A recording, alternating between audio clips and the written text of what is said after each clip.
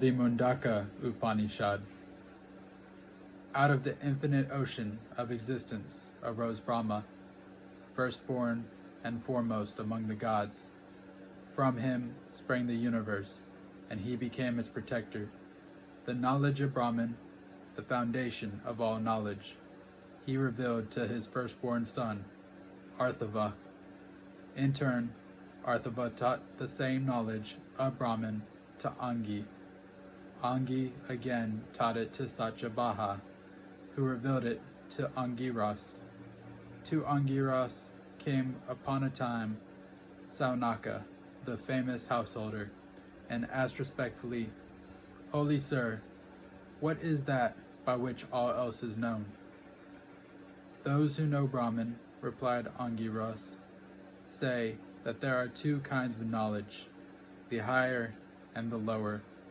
The lower is knowledge of the Vedas, and also the phonetics, ceremonials, grammar, etymology, meter, and astronomy.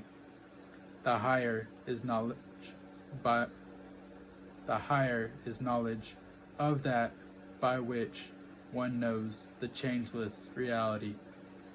By this is fully revealed to the wise that which transcends the senses, which is uncaused, which is indefinable, which has neither eyes nor ears, nor hands nor feet, which is all-pervading, subtler than the subtlest, the everlasting, the source of all. As the web comes out of the spider and is withdrawn, as plants grow from the soil and hair from the body of man, so springs the universe from the eternal Brahman. Brahman willed that it should be so, and brought forth out of himself the material cause of the universe. From this came the primal energy, and from the primal energy, mind. From mind, the subtle elements. From the subtle elements, the many worlds. And from the acts performed by beings in the many worlds, the chain of cause and effect, the reward and punishment of works. Brahman sees all, knows all. He is knowledge itself. Of him are born cosmic intelligence, name, form, and the material cause of all created beings and things. Finite and transient are the fruits of sacrificial rites, the deluded, who regard them as the highest good, remain subject to birth and death. Living in the abyss of ignorance, yet wise in their own conceit, the deluded go round and round, like the blind led by the blind. Living in the abyss of ignorance, the deluded think themselves blessed, attached to works. They know not God. Works lead them only to heaven, whence, to their sorrow, their rewards quickly exhausted, they are flung back to earth. Considering religion to be observance of rituals and performances of acts of charity, the deluded remain ignorant of the highest good. Having enjoyed in heaven the reward of their good works, they enter again into the world of mortals. But wise, self-controlled, and tranquil souls, who are contented in spirit, and who practice austerity and meditation in solitude and silence, are freed from all impurity, and attain by the path of liberation to the immortal, the truly existing, the changeless self. Let a man devoted to spiritual life examine carefully the ephemeral nature of such enjoyment, whether here or hereafter, as may be won by good works, and so realize that it is not by works that one gains the eternal. Let him give no thought to transient things, but, absorbed in meditation, let him renounce the world. If he would know the eternal, let him humbly approach a guru devoted to Brahman and well versed in the scriptures. To a disciple who approaches reverently, who is tranquil and self-controlled, the wise teacher gives that knowledge faithfully and without stint, by which is known the truly existing, the changeless self. The imperishable is the real, as sparks innumerable fly upward from a blazing fire, so from the depths of the imperishable arise all things. To the depths of the imperishable they in turn descend. Self-luminous is that being, and formless. He dwells within all and without all. He is unborn, pure, greater than the greatest, without breath, without mind. From him are born breath, mind, the organs of sense, ether, air, fire, water, and earth, and he binds all these together.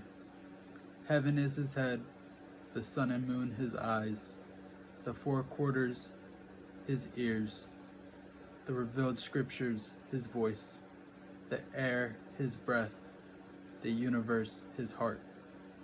From his feet came the earth. He is the innermost self of all. From him arises the self-illumined sky. From the sky, the rain. From the rain, food. From food, the seed and man which he gives to woman. Thus do all creatures descend from him. From him are born hymns, devotional chants, scriptures, rites, sacrifices, oblations, divisions of time, the doer and the deed, and all the worlds lighted by the sun and purified by the moon. From him are born gods of diverse descent. From him are born angels, men, beasts, birds. From him vitality and food to sustain it. From him austerity and meditation, faith, truth, continence, and law. From him spring the organs of sense, their activities and their objects, together with their awareness of these objects. All these things, parts of man's nature, spring from him. In him the seas and the mountains have their source. From him spring the rivers, and from him the herbs and other life-sustaining elements, by the aid of which the subtle body of man subsists in the physical body. Thus, Brahman is all in all. He is action, knowledge, goodness supreme. To know him, hidden in the lotus of the heart, is to untie the knot of ignorance. Self-luminous is Brahman, ever present in the hearts of all. He is the refuge of all. He is the supreme goal. In him exists all that moves and breathes. In him exists all that is. He is both that which is gross and that which is subtle. Adorable is he. Beyond the ken of the senses is he. Supreme is he. Attain thou him. He, the self-luminous, subtler than the subtlest, in whom exist all the worlds and all those that live therein. He is the imperishable Brahman. He is the principle of life. He is speech, and he is mind. He is real. He is immortal. Attain him, O my friend, the one goal to be attained. Affixed to the Upanishad, the bow incomparable, the sharp arrow of devotional worship, then, with mind absorbed and heart melted in love, draw the arrow and hit the mark, the imperishable Brahman. Om is the bow, the arrow is the individual being, and Brahman is the target. With a tranquil heart, Take aim, lose thyself in him, even as the arrow is lost in the target. In him are woven heaven, earth, and sky, together with the mind and all the senses. Know him, the self alone. Give up vain talk.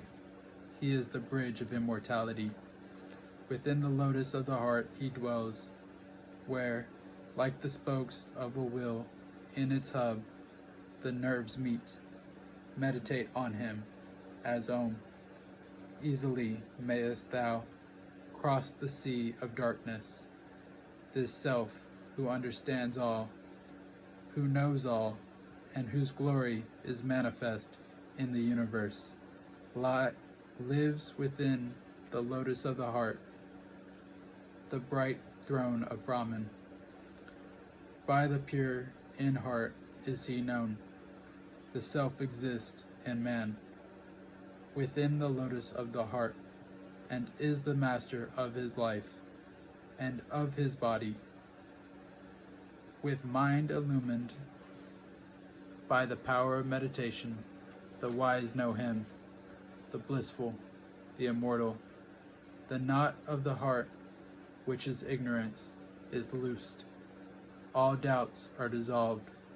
All evil effects of deeds are destroyed. When he who is both personal and impersonal is realized. In the effulgent lotus of the heart dwells Brahman, who is passionless and indivisible. He is pure. He is the light of lights. Him the knowers of the self attain. Him the sun does not illumine, nor the moon, nor the stars, nor the lightning, nor verily fires kindled upon the earth. He is the one light that gives light to all. He, shining, everything shines. This immortal Brahman is before. This immortal Brahman is behind. This immortal Brahman extends to the right and to the left, above and below. Verily, all is Brahman, and Brahman is supreme. Like two birds of golden plumage, inseparable companions, the individual self and the immortal self are perched on the branches of the self-same tree. The former taste of the sweet and bitter fruits of the tree, the latter taste of neither, calmly observes. The individual self, deluded by forgetfulness of his identity with the divine self, bewildered by his ego, grieves and is sad. But when he recognizes the worshipful Lord as his own true self and beholds his glory, he grieves no more. When the seer beholds the effulgent one, the Lord, the Supreme Being, then, transcending both good and evil, and freed from impurities, he unites himself with him. The Lord is the one life shining forth from every creature. Seeing him present in all, the wise man is humble. Puts not himself forward. His delight is in the self. His joy is in the self. He serves the Lord in all. Such as he indeed are the true knowers of Brahman. This effulgent self to be realized within the lotus of the heart by continence, by steadfastness in truth, by meditation, and by superconsciousness, by superconscious vision. Their impurities washed away, the seers realize him. Truth alone succeeds, not untruth. By truthfulness, the path of felicity is opened up, the path which is taken by the sages, freed from cravings, and which leads them to truth's eternal abode. Brahman is supreme. He is self-luminous. He is beyond all thought. Subtler than the subtlest is he, farther than the farthest, nearer than the nearest. He resides in the lotus of the heart of every being. But eyes do not see him, speech cannot utter him, the senses cannot reach him. He is to be attained neither by austerity nor by sacrificial rites. When, through discrimination, the heart has become pure, then, in meditation, the impersonal self is revealed. The subtle self within the living and breathing body is realized in that pure consciousness wherein is no duality. That consciousness by which the heart beats and the senses perform their office, whether of heaven or heavenly enjoyments, whether of desires or of objects of desire, whatever thought arises in the heart of the sage is fulfilled. Therefore, let him who seeks his own good revere and worship the sage. The sage knows Brahman, the support of all, the pure effulgent being in whom is contained the universe. They who worship the sage and do so without thought of self cross the boundary of birth and death. He who, brooding upon sense objects, comes to yearn for them is born here and there, again and again, driven by his desire. But he who has realized the self, and thus satisfied all hunger, attains to liberation, even in this life. The self is not to be known through study of the scriptures, nor through subtlety of the intellect, nor through much learning, but by him who longs for him is he known. Verily, unto him does the self reveal his true being. The self is not to be known by the weak, nor by the thoughtless, nor by those who do not rightly meditate, but by the rightly meditative, the thoughtful, and the strong is he fully known. Having known the self, the sages are filled with joy. Blessed are they, tranquil of mind, free from passion. Realizing everywhere the all-pervading Brahman, deeply absorbed in the contemplation of his being, they enter into him, the self of all. Having fully ascertained and realized the truth of Vedanta, having established themselves in purity of conduct by following the yoga of renunciation, these great ones attain to immortality in this very life. When their bodies fall away from them at death, they attain to liberation. When death overtakes the body, the vital energies enter the cosmic sources.